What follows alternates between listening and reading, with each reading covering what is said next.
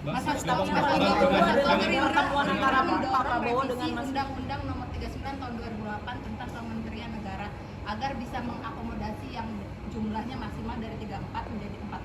Kalau PDIP melihatnya perlu nggak sih Mas revisi tersebut dilakukan sebelum pelantikan?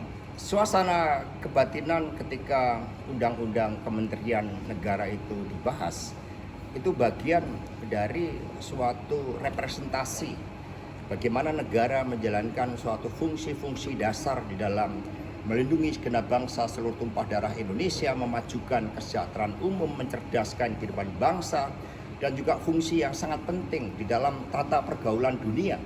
Sehingga itulah yang kemudian dijabarkan di dalam pemerintahan, dan kemudian ada yang mandatori oleh Undang-Undang Dasar seperti tentang Kementerian Luar Negeri, Kementerian Pertahanan, Kementerian Dalam Negeri, kemudian fungsi-fungsi dasar yang dijalankan oleh negara seperti kesejahteraan sosial, kemudian keuangan negara, dan sebagainya. Sehingga hal-hal yang mandatori itu dibahas di dalam Undang-Undang Kementerian Negara tersebut, yang tentu saja juga melihat bahwa seluruh desain dari Kementerian Negara itu kan bertujuan untuk mencapai tujuan bernegara, bukan untuk mengakomodasikan seluruh kekuatan politik.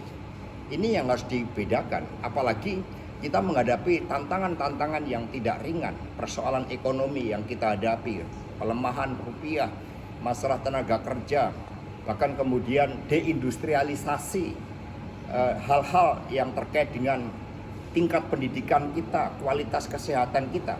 Sehingga menghadapi persoalan-persoalan dan juga dampak geopolitik global diperlukan suatu desain yang efektif, yang efisien, bukan untuk memperbesar ruang akomodasi, karena kepemimpinan nasional di dalam memanage negara melalui struktur yang efektif, yang efisien, struktur yang mampu mengorganisir seluruh persoalan bangsa menjadi suatu solusi yang dirasakan rakyat, itulah yang paling penting di dalam merancang kabinet. Mas artinya revisi tersebut kurang efisien dan tidak. Ya, dalam pandangan PD Perjuangan, kami percaya bahwa dengan Undang-Undang Kementerian Negara yang ada sebenarnya masih visioner untuk mampu menjawab berbagai tantangan kehidupan bangsa dan negara saat ini. Tetapi ya tentu saja setiap presiden punya kebijakan tersendiri. Zaman Ibu Megawati Soekarno Putri antara Kementerian Perdagangan dan Perindustrian dijadikan satu.